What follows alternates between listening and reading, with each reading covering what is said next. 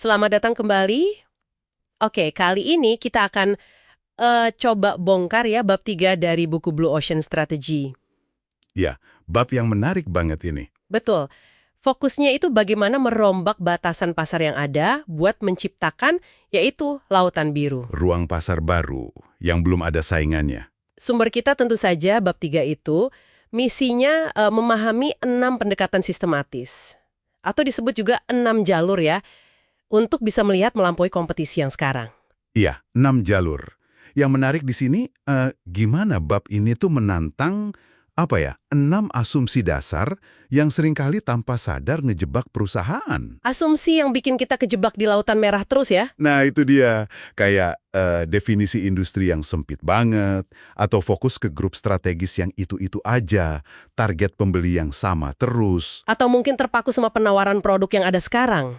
Bisa jadi, termasuk juga orientasi fungsional atau emosional industri, sama fokus ke waktu sekarang aja.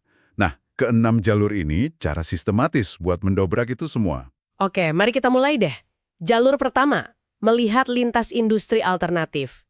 Ini bedanya apa sih sama substitusi biasa? Nah, ini penting nih. Kalau substitusi itu kan bentuknya beda, tapi fungsinya sama persis. Oke. Kalau alternatif, bentuk dan fungsinya bisa beda, tapi tujuannya buat konsumen itu sama. Gini deh contohnya.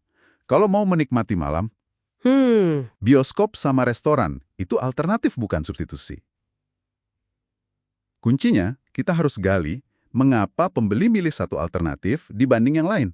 Trade-off-nya apa gitu. Oh, oke. Kayak NetJets itu ya? Mereka kan nggak cuma lihat maskapai lain atau produsen jet lain kan? Benar banget. Mereka lihatnya pilihan yang lebih fundamental. Kenyamanan plus kecepatan jet pribadi lawan biaya rendah maskapai komersial. Ah, iya. Dengan paham trade-off itu, NetJets gabungin enaknya jet pribadi dengan model biaya yang lebih mirip maskapai. Jadilah fractional jet ownership. Itu lautan biru mereka. Keren. Contoh lain tadi NTT Docomo dengan Imot ya.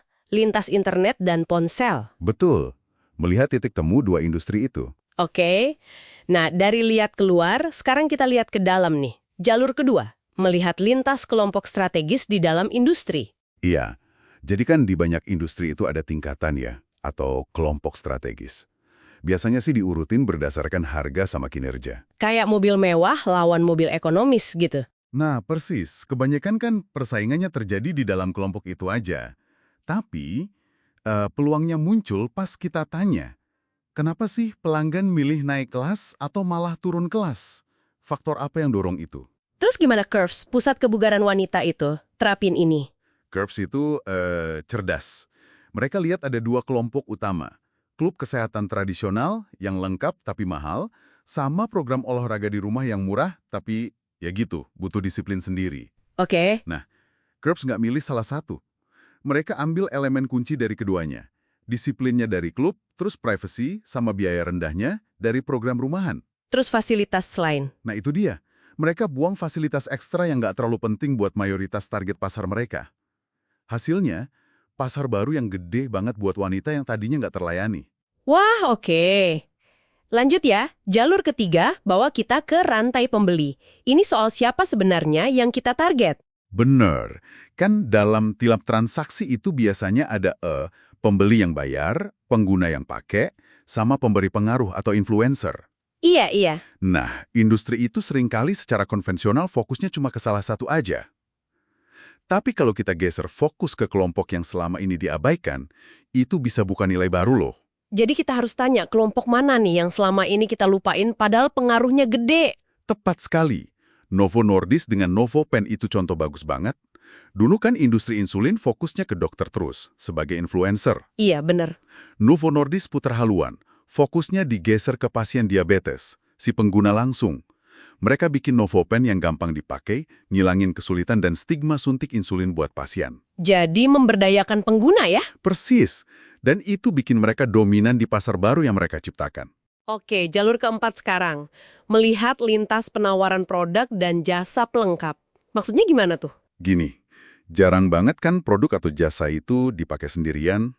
Nilainya itu seringkali dipengaruhi sama hal-hal lain yang dipakai sebelum, selama, atau sesudahnya. Oh, jadi lihat keseluruhan pengalaman gitu ya? Betul, pikirkan keseluruhan solusi yang dicari pembeli. Nah, di mana ada titik sakit atau kesulitan dalam rangkaian pengalaman itu? Kuncinya, hilangkan titik sakit itu, seringnya lewat penawaran pelengkap. Contohnya, Nabi, produsen bus itu gimana? Nah, ini menarik.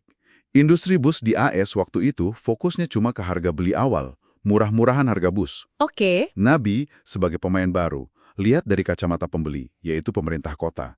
Buat mereka, yang penting itu biaya total selama bus itu dipakai. Perawatan, bahan bakar, dan lain-lain. biaya siklus hidup ya? Tepat. Jadi Nabi bikin bus pakai fiberglass. Lebih ringan, lebih awet, walau harga awalnya mungkin sedikit lebih tinggi. Tapi ini nurunin biaya siklus hidup secara drastis. Nah, itu nilai baru yang beda banget.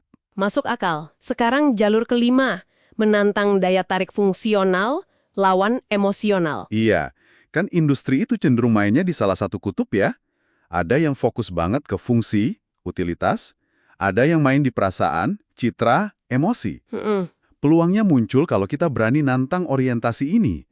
Misalnya, bikin industri yang emosional jadi lebih fungsional, atau sebaliknya, suntikin emosi ke industri yang tadinya fungsional banget. Kayak QB House yang bikin potong rambut jadi cepat dan murah banget itu ya, super fungsional. Bener, mereka pangkas semua ritual emosional potong rambut jadi layanan 10 menit aja.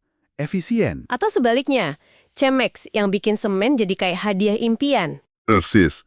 Lewat program kayak Patrimonio Hoy di Meksiko, Cimex ubah semen dari barang fungsional biasa jadi alat buat wujudin mimpi punya rumah.